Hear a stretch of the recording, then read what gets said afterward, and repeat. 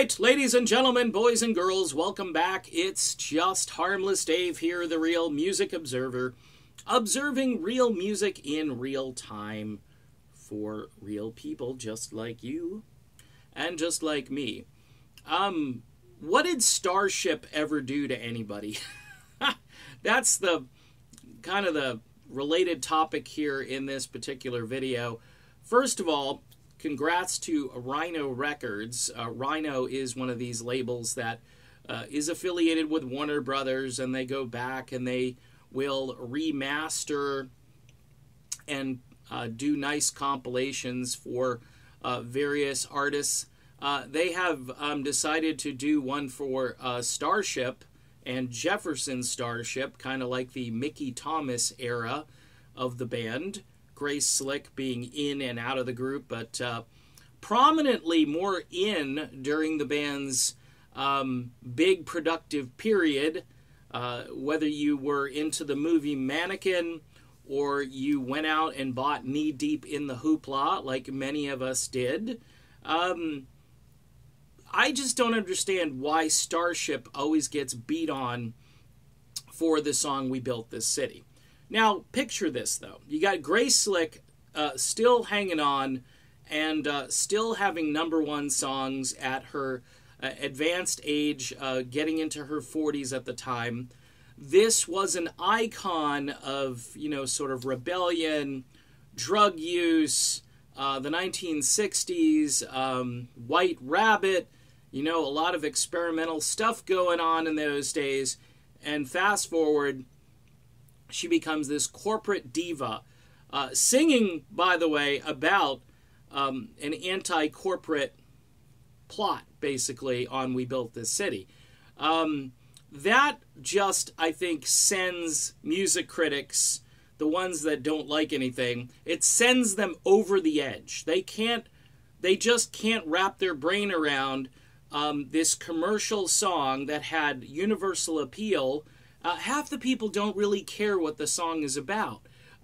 We built this city on rock and roll. That's all they know, and that's all they care about. And it's a catchy song, and it's a former number one song for this band. But yet, every year, Ultimate Classic Rock and other so-called cheerleaders for classic rock put this song on their most hated list. I'm surprised that the tune from Mannequin didn't also make the list. That song, of course, is a song about love and maybe marriage and fidelity and so forth. And it also tends to grate on some people's nerves as well. Nothing's going to stop us now. Is the message maybe a little too positive?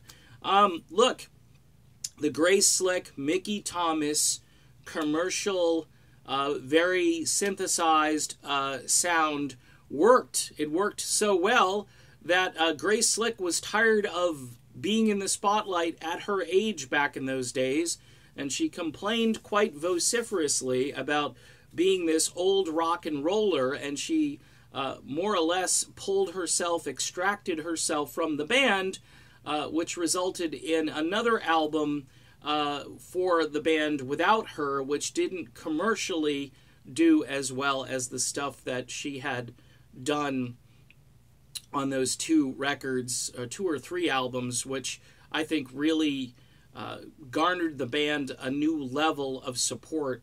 Of course, Mickey Thomas got beat up by the drummer. All kinds of crazy stuff happened toward the end there where the thing just imploded.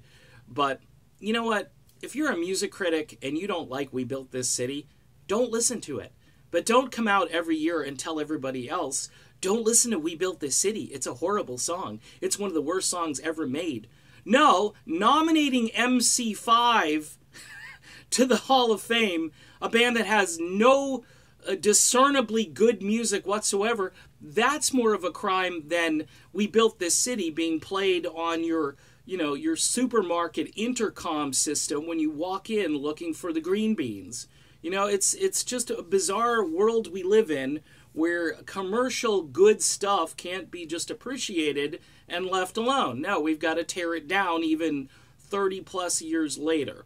So what did Starship ever do to me? Nothing. They provided some great music, and kudos to Rhino Records for compiling this music and putting it into a nice collection.